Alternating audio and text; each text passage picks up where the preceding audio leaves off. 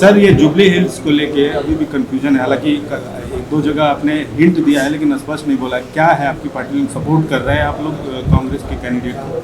देखिए, jubilee hills में by election होने जा रहा है और यहाँ पर मुख्यमंत्री रेवंत रेड्डी है। तो बाई इलेक्शन होने जा रहा है जिससे ना सरकार बदलेगी, ना सरकार गिरेगी, ना बनेगी। तीसरी बात यह है कि जो बीआरएस के एमएलए थे जो आज इस दुनिया में नहीं है, 10 साल उनको जुबली हिल की जनता ने मौका दिया और उन्होंने उसको पूरा खो दिया। मुख्यमंत्री बीआरएस का, ये विधायक वहाँ के हैं। आप जुबली हिल के नाम से लोग समझते हैं कि बड़ा पॉश इलाका है, ऐसा नहीं है।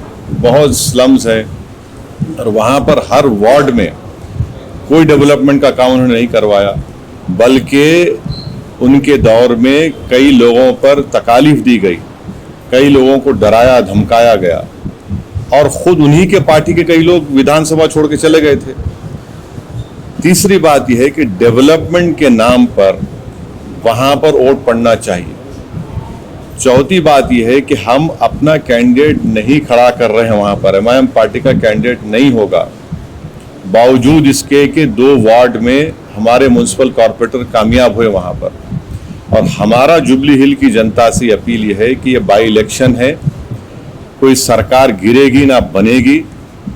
हम जुबली हिल के 3,98,724 वोटर से ये अपील करते हैं कि आपने 10 साल बीआरएस के एक उम्मीदवार को मौका दिया। वो बीमार थे 2023 के विधानसभा के चुनाव में और बीमारी की हालत में भी गैर जरूरी बीआरएस ने उनको अपना कैंडिडेट बनाया। मगर अब की बार वो एक जुबली हिल की डेवलपमेंट के लिए तमाम वोटर से अपील कर रहे हैं कि वो एक नौजवान नवीन यादव को अपने वोट दें ताकि वो जुबली हिल में डेवलपमेंट ला सके। नहीं, सुन नहीं, फर्क है कैंडिडेट। सवाल ये उठ रहा है, सवाल उठेंगे उसका नहीं है, मगर आपको पार्टी का जो फैसला है सुना रहा हूं। पार्टी का फैसला यही है। और आखिरी बात, बीजेपी का वोट परसेंटेज बढ़ गया। कैसे बढ़ा? 2023 के तेलंगाना के विधानसभा में बीआरएस पार्टी का वोट था 37%। 4-5 महीने के बाद जब पार्लियामेंट के इलेक्शन हुए, बीआरएस का वोट हो गया 15%। ये जुबली हिल सिकंदराबाद पार्लियामेंट कॉन्स्टिट्यूंसी में आती है। आप यकीन नहीं करेंगे कि 16,000 वोट मिले खाली बीआरएस को, 70,000 वोट मिले बीजेपी को, 1 लाख के करीब मिले दानम नागेंद्र को। 7 विधानसभा जो तेलंगाना के पार्लियामेंट क्षेत्र में आते हैं, 7 में से 2 पर ही जीती कांग्रेस। एक नामपल्ली जहां से एमआईएम का मिला था और जुबली हिल्स। तो ये जनता को ये देखना है, बीआरएस का वोट गिर चुका है, बीजेपी का वोट बढ़ा है और इसीलिए पार्लियामेंट के चुनाव में एक भी एमपी बीआरएस का नहीं कामयाब हुआ है। तो अभी 2.5-3 साल बाकी है सरकार को। तो इससे इसको इस तरह से आप लोग राय को पहाड़ मत बनाइए। जब विधानसभा के चुनाव 2028 में होंगे, आप देखेंगे एमआईएम जुबली हिल में क्या करेगी। सर, लेकिन अभी सवाल ये उठ रहा है कि आप जो है बिहार में कांग्रेस को हराने की बात कर रहे हैं, यहाँ कांग्रेस को सपोर्ट कर रहे हैं। नहीं, देखिए, तो ये अच्छा सवाल है।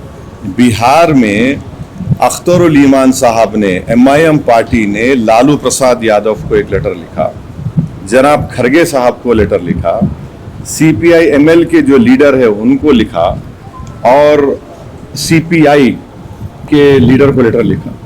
लिखकर क्या कहा कि हमको शामिल करिए। फिर तेजस्वी यादव को लेटर लिखकर कहा कि हमको 6 सीट दीजिए।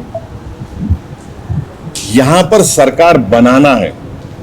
बाई इलेक्शन की एक सीट को आप बिहार के 200 से ज्यादा विधानसभा की सीटों से मत मिलाइए और यहां पर गवर्नमेंट बनाना है बिहार में।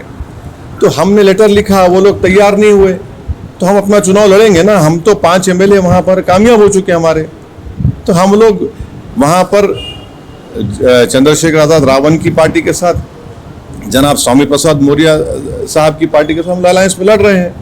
तो इसको एक बाई इलेक्शन को उठाकर अगर आप कोई देख रहा है तो मैं उनकी सियासी इमेच्योरिटी पर कुछ नहीं कह सकता। अच्छा सर, सवाल एक और है कि एक मुस्लिम कैंडिडेट और वहाँ देखिए, हमारा कोई candidate jubilee hill by election में नहीं है, और अगर कोई एमआईएम पार्टी का नाम ले रहा है कोई इंडिपेंडेंट कैंडिडेट, तो हम इलेक्शन कमीशन को लेटर देंगे। ना हमारे वीडियोस में फोटो इस्तेमाल करना, ना हमारा कोई नाम लेना, और अगर ऐसा कोई हमको बताया गया है उसका हम प्रूफ के साथ ईसीआई को अब कंप्लेन करेंगे। नहीं, आप क्योंकि माइनॉरिटी की तरफ से एक तरह से इस चुनाव में रिप्रेजेंट कर रहे हैं, उनको सपोर्ट कर रहे हैं, एक माइनॉरिटी लीडर के खड़े होने, छोड़ दीजिए ना, वो छोड़, ऐसे बहुत लोग आते हैं, आते रहेंगे, उससे फर्क नहीं पड़ता। ऑफिशियली जो हमारा स्टैंड है वो चुका है, बोल चुके हैं आपके सामने। अब कोई गलत इस्तेमाल कर रहा है, अब बाज लोगों को क्या होता है कि ये लोग खुद में इतनी सलाहियत नहीं होती है, तो ये गैर जरूरी के हमारी तस्वीर को कोई वीडियो निकाल के आउट ऑफ कंटेक्स्ट लगा देना, ये गलत है। ये